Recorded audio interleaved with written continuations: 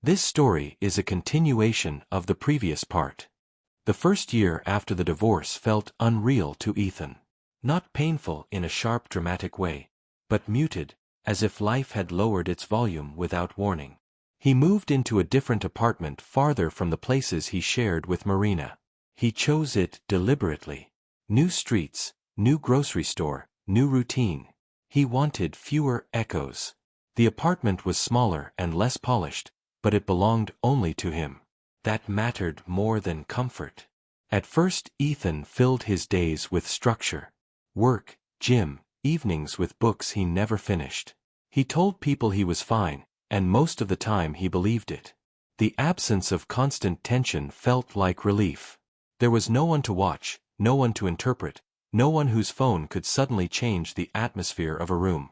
Silence became neutral instead of threatening. Marina adjusted differently. Without the marriage, her days lost their familiar rhythm.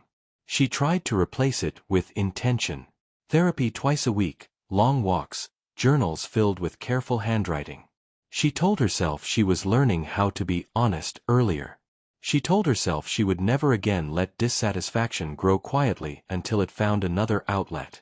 Yet, honesty without direction felt exhausting. Some evenings she caught herself reaching for her phone, ready to message Leo out of habit, then stopping. The desire was not for him, not anymore.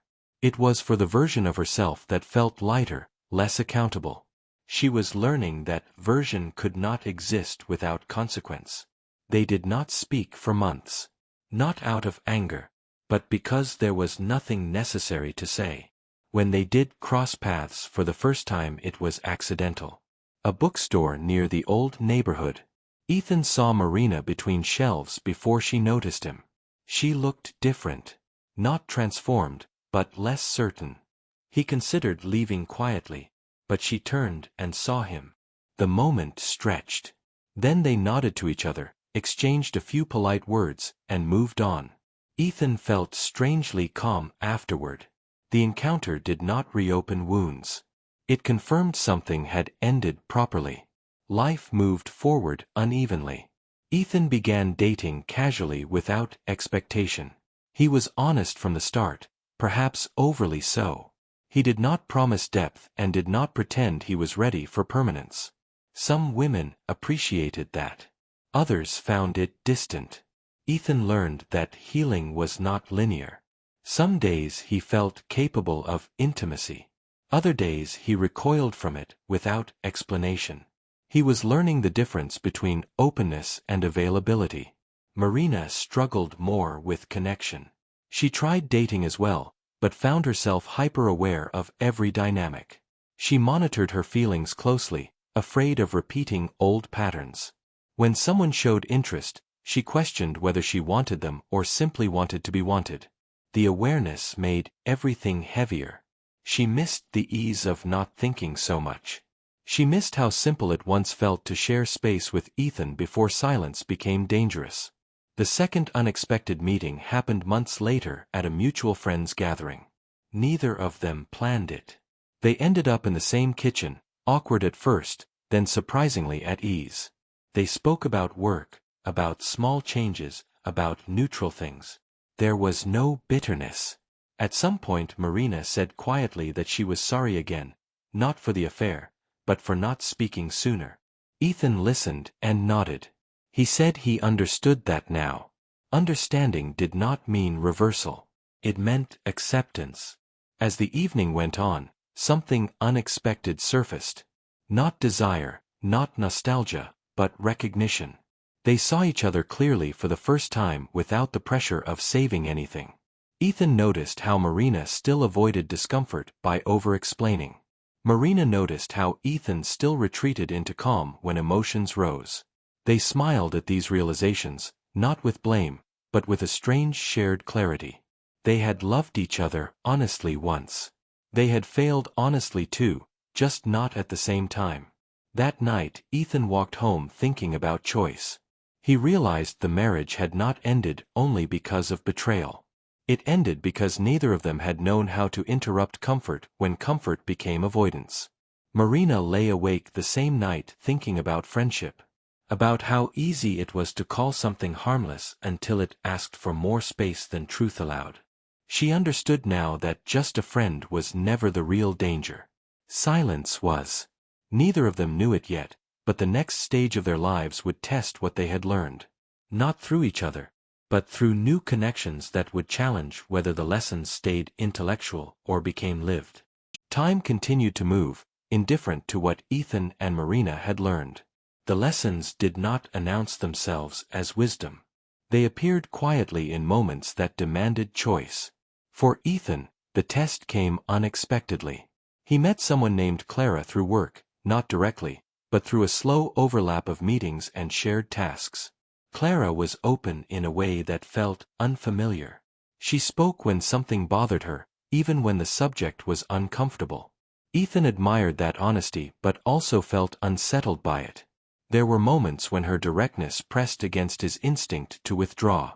Instead of retreating, Ethan began to notice his own patterns. He realized how often he used calm as a shield. When Clara asked what he needed, he forced himself to answer instead of deflecting. It felt awkward, even risky. But nothing collapsed when he did. Slowly, he learned that intimacy required participation, not observation. Marina faced a different challenge. She rebuilt her social world carefully, avoiding closeness at first, then craving it. When she met someone new, she was hyper-alert to emotional shortcuts. She caught herself wanting to feel seen without explaining herself, wanting ease without vulnerability. Each time she noticed it, she stopped. It was exhausting. But it was also grounding. Marina learned that awareness alone was not growth. Growth required choosing discomfort over familiarity. She began to speak earlier, even when her voice shook. Sometimes it pushed people away. Other times it created something steadier. She accepted both outcomes as necessary. Months passed. Ethan and Marina no longer thought of each other daily. Their lives expanded in different directions. Yet occasionally, a shared memory surfaced unexpectedly. Not as pain, but as context. Ethan would notice a familiar habit in himself and understand where it came from. Marina would recognize an old silence forming and interrupt it before it settled. In this way, their marriage continued to exist, not as a relationship, but as a reference point for what they would no longer ignore. One afternoon, Ethan received a message from Marina. It was brief. She said she hoped he was well. She said she had been thinking about something they once talked about, how easy it was to confuse peace with connection. Ethan replied honestly. He said he was learning that peace needed curiosity to stay alive. The exchange ended there. No invitation, no reopening. Just acknowledgement. It was enough. Clara eventually asked Ethan what ended his marriage. He did not minimize it. He did not dramatize it. He said they stopped speaking honestly before they stopped loving each other. Clara listened without interruption. She did not try to fix the story. That mattered to Ethan. He realized trust was not rebuilt through perfection, but through presence when things became unclear. Marina reached a quieter understanding. One evening, sitting alone, she realized she no longer felt the need to justify her past to herself. Not because it was excusable, but because she had integrated it. She accepted that she had chosen avoidance once and paid for it. She accepted that accountability did not require lifelong punishment. It required change. The realization brought an unexpected sense of peace. Years later, neither of them would describe the marriage as a mistake. It was a chapter that taught them how easily love could be damaged by silence, and how friendship could become dangerous when it replaced honesty instead of coexisting with it. They learned that boundaries were not restrictions, but protections. That being seen required risk. And that choosing someone daily meant choosing discomfort sometimes too.